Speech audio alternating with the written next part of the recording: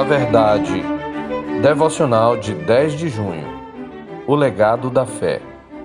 Mantenha o padrão das sãs palavras que de mim ouviste com fé e com o amor que está em Cristo Jesus. Guarda o bom depósito mediante o Espírito Santo que habita em nós.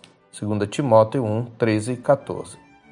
A segunda epístola de Paulo a Timóteo provavelmente é a última carta do apóstolo, um prisioneiro de Cristo que via a morte avizinhar-se.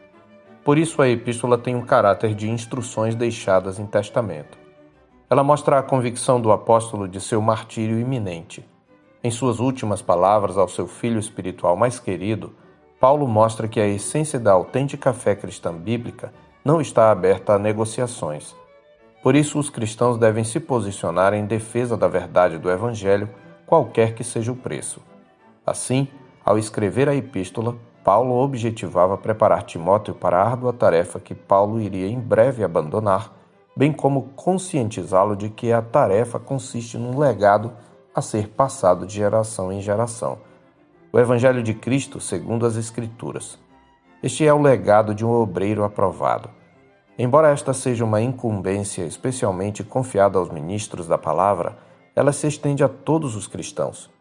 Por toda a epístola, Paulo vai mostrando a Timóteo que guardar e transmitir fielmente o legado requer, em primeiro lugar, coragem para enfrentar oposição e sofrimentos. Por isso ele exorta seu discípulo no capítulo 1, versos 7 e 8, porque Deus não nos tem dado espírito de covardia, mas de poder, de amor e de moderação. Não te envergonhes, portanto, do testemunho de nosso Senhor, nem do seu encarcerado, que sou eu. Pelo contrário, participa comigo dos sofrimentos a favor do Evangelho segundo o poder de Deus. Em segundo lugar, o legado do Evangelho de Cristo requer coerência entre a pregação e a vida. O discípulo, sobretudo o ministro da palavra, deve fazer dessa palavra pregada o currículo para a sua vida e para o seu ministério. Isto assegurará ao servo de Cristo que ele não seja envergonhado em sua missão, mas que seja aprovado e habilitado para toda boa obra. Daí a exortação: procura apresentar-te a Deus aprovado como obreiro que não tem de que se envergonhar, que maneja bem a palavra da verdade, no capítulo 2, verso 15. E ainda: tu, porém, permanece naquilo que aprendeste e de que foste inteirado, sabendo de quem o aprendeste, e que desde a infância sabes as sagradas letras, que podem tornar-te sábio para a salvação pela fé em Cristo Jesus. Toda a Escritura é inspirada por Deus e útil para o ensino, para a repreensão, para a correção, para a educação na justiça, a fim de que o homem de Deus seja perfeito e perfeitamente habilitado para toda boa obra. No capítulo 3, versos 14 a 17. Por último, o legado da fé requer compromisso com o Cristo das Escrituras. Paulo chama Timóteo a um compromisso primeiro com a fidelidade às Escrituras. Permanece naquilo que aprendeste, exorta ele, que já havia instado seu filho na fé, conforme o texto da nossa meditação. Observe que Timóteo não deveria modificar o padrão das sãs palavras ouvidas do apóstolo, mas manter o mesmo conteúdo. Ele não deveria sucumbir à tentação de atualizar aquilo que era permanente para adequar a sã doutrina aos seus ouvintes. Como um fiel soldado de Cristo, era seu dever guardar o bom depósito da fé. Timóteo deveria comprometer-se também com a transmissão do legado do Evangelho à próxima geração e instruir os seus discípulos a darem sequência à tradição apostólica, como está escrito no capítulo 2, verso 2.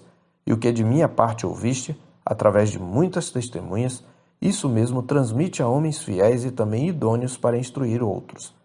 O legado do Evangelho requer daqueles que o ensinam o compromisso do soldado, a disciplina do atleta e o labor paciente do lavrador, como está escrito no capítulo 2, versos 4 a 6. Nenhum soldado em serviço se envolve em negócios desta vida, porque o seu objetivo é satisfazer aquele que o arregimentou. Igualmente, o atleta não é coroado se não lutar segundo as normas. O lavrador que trabalha deve ser o primeiro a participar dos frutos. O Evangelho que nos salvou não nos foi pregado apenas para o nosso usufruto espiritual. É um legado a ser transmitido, não apenas à nossa geração, mas às gerações futuras. E seu conteúdo não deve ser adulterado, mas preservado, ainda que isto nos custe a vida. Jesus nos advertiu que a oposição ao Evangelho e à sua igreja cresceria à medida que sua vinda se aproximasse. Não devemos, portanto, estranhar a crescente oposição do mundo aos cristãos, muito menos devemos temê-la. Primeiro, porque a perseguição em si não ameaça a integridade do Evangelho. A Igreja nunca foi destruída pela perseguição.